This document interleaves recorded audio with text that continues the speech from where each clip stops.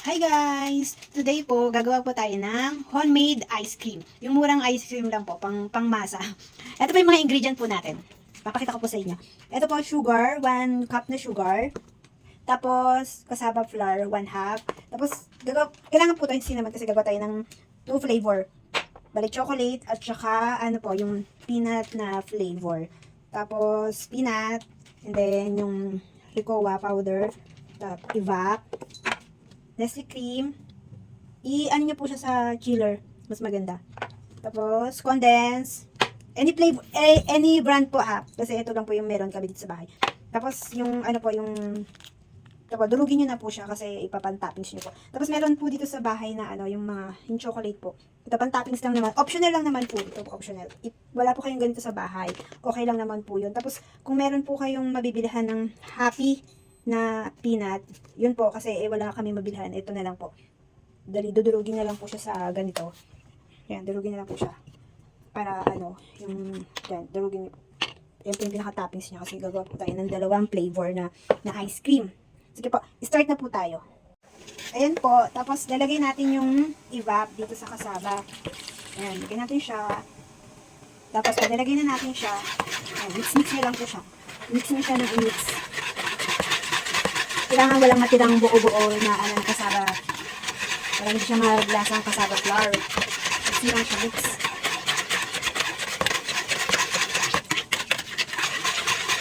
Pero kung meron po kayong mixer, may ganito po kayo, gamit po kayo nito. Mas mapapadali po yung Wait lang po isasaksak ko lang po. Gagamit ako ng mixer. Para mas mapabilis siya. Wait lang.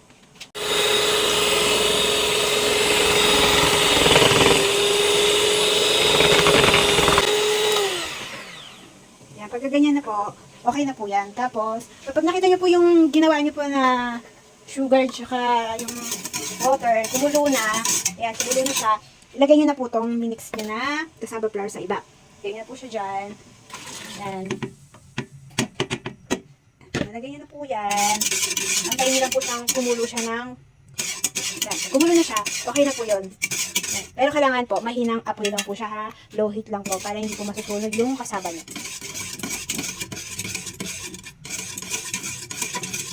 Mix-mix nyo lang po siya kasi kailangan lagi nyo siyang mini-mix para walang buo-buong cassava flour.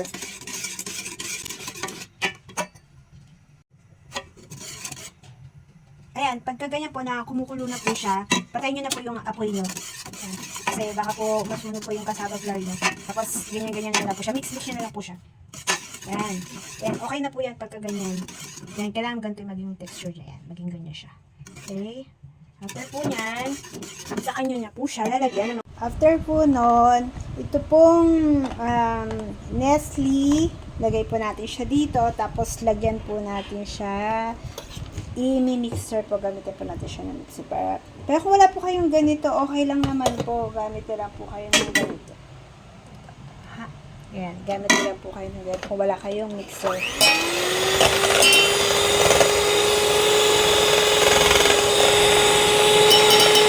Po itong condense. Lagay po natin siya lahat, lahat po palagay natin.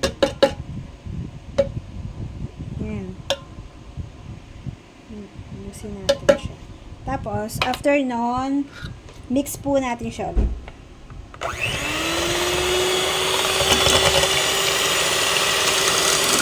Hindi siya ma-mix. Lagyan na po natin yung mga gusto natin na flavor. Bali, i-separate po natin siya kung gagawa po tayo ng mga... Yung ginawa po natin na cassava flour, ito po. Bali po, gagawin po natin, hahatiin po natin siya. Dito po, maglalagay po tayo dito ng 2.5 cup. Para po magpantay po siya kasi dalawang flavor po yung gagawin natin. Okay? Ito naman pong minix natin na Nestle at saka condense, pinagsama po natin. Hatiin din po natin siya. Yung magiging sukat po ng pinasama natin condense at saka Nestle, 1.5 po. 1.5 po yung magiging. Tapos po, kapag napag-separate na po natin siya, yan po. Yan. Tapos po, kapag napag-separate nyo na po, tapos na-mix nyo na po siya, ito po, lagyan nyo na po siya ng cocoa powder. Ito po. ilalagay ko po yung mga sukat po niya dun sa after po ng video. Lalagay ko po yung mga sukat para may guide po kayo. Tapos yung peanut butter, ito po, kalahating cup ang ilalagay nyo. Yung sukat. Balik po yung peanut butter na homemade po yan. Gawa ko. Diba? Pagka, tuturuan ko po kayo gumawa ng peanut butter.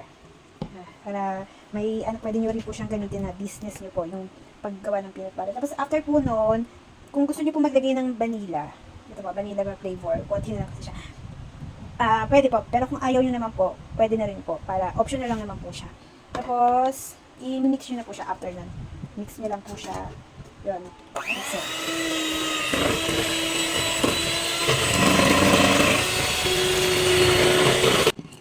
Kasi wala po akong peanut na nabili na alam niyo po yung happy naman wala po akong mabili. So, ito na lang po, ginawa ko ng paraan, nagdurog na lang po ako, yan.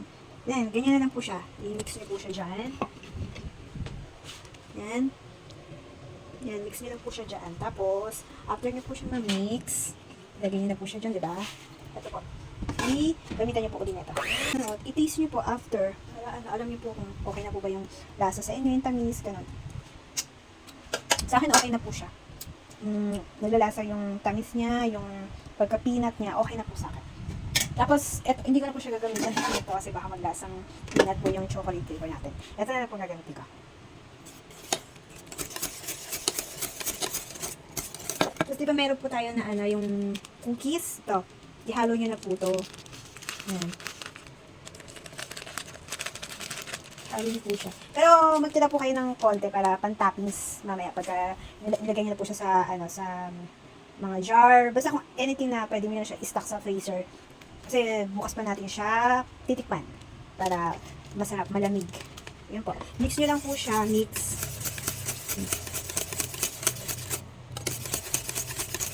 Tapos, ito po, kung meron po kayong ganito or wala naman po, pwede naman. Kasi meron ako dito sa bahay. So, lalagyan ko po siya ng ganito.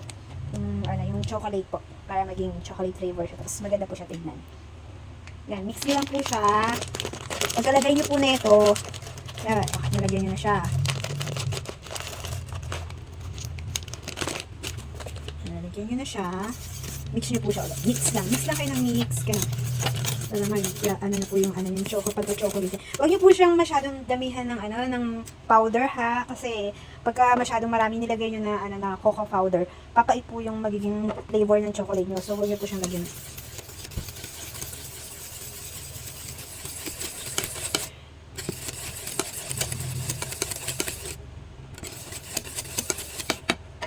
Tag natin siya ng kaunti. Para maging maganda po yung kulay niya. Para maging yummy siya tignan. Tapos mix nyo lang siya, mix. Tapos after po nyan, tikman nyo na po para kung okay na po sa inyo yung tamis niya or kailangan nyo po siyang dagdagan ng condense kayo po. Pero para sa akin, okay na po yung ganito. Kasi, syempre kapag pinalagay nyo siya sa freezer, maglalamig, yun, medyo na yung tamis niya. Kaya sa akin, okay na po to. Kayo po, optional lang naman po kung gusto niyo po siyang dagdagan ng condense or mag-add pa kayo ng another ingredient, kayo po bahala. After po nun, dinamix nyo na po siya. Ayan. Okay na po, na-mix. Transfer nyo na po siya sa jar. Kung saan nyo siya pwede, para ilagay nyo po sa freezer. Ito po, sa ganito po siya ilalagay. Yan. May dalawa po akong ganito. So, yan. Transfer nyo na po siya dyan. Okay lang, pakita ko po sa inyo. Okay. Transfer natin siya. Ito yung chocolate flavor. Yan. Yan, yung chocolate flavor. Tapos, ito naman po yung peanut flavor. Nandito na siya sa atin. Yan. Ang sarap, ang bango. Yummy-yummy. Tignan. Na-transfer nyo na po siya dyan. Make sure na kailangan malamig na po siya ha, bago nyo po ilagay sa rep nyo ha. Ako kasi tinapat ko siya sa electrical para lumamig na po agad yung ginawa natin kasama flour kanina po. Di nasalin nyo na po siya sa jar. Pagkasalin nyo, ay wait lang po, nakalimutan ko. Kung gusto nyo po lagyan ng cinnamon, pwede naman po, nilagyan ko po kasi siya tag-isa. Yung parang isang kulat na konti lang naman. Tapos yung peanut flavor ko, nilagyan ko rin po ng vanilla flavor. Ito po, isang ganito po nilagay ko. Option lang naman po yun, kung gusto nyo po lagyan. Kung ayaw nyo po, masarap pa rin naman po siya. Tapos, meron po dibang tirang ganito, yung cream na dinurog. I-toppings nyo na po siya dun sa inyong chocolate flavor. Para, lang naman, sa ibabaw nyo lang naman ilalagay yan. Toppings nyo na po siya dyan. Yan. Tapos meron po ako ditong white na chocolate. Pero kung wala po kayong ganito, okay lang naman po yun. Kasi parang ano lang naman po ito tignan. Parang maganda lang po siya tingnan pagkaan. Yan, ganyan lang po. I-ano natin siya. Ilalagay lang natin siya para maano lang siya tignan. Pampayami lang siya tignan. Pero kung wala po kayong ganito sa bahay mo, okay lang naman po yun. Para ano. Tapos yung peanut naman po, yung natira po na ano na dinurog ko na almonds. Almonds po ito. Ayan, itatoppings ko din po siya. Pero mas maganda po sana yung happy na peanut. Kaso wala po kasi akong mabilhan sa tindahan dito. Kaya yun, meron akong almonds dito sa bahay. Yun na lang po yung ginawa ko ng paraan. Dinurog ko po siya. Ayan. Tapos itatoppings nyo lang po. Toppings. Yung natira. And ganyan lang po. Yan, toppings nyo lang po. After po nun, lagay nyo na po siya sa freezer para tomorrow malamig na po siya. Okay? Tapos titikman na po natin siya. Papakita po natin sa inyo pagka nag-freeze na po siya. Ito naman po, titikman natin yung peanut flavor. Yan. Ang yummy po niya. Diba? Sarap.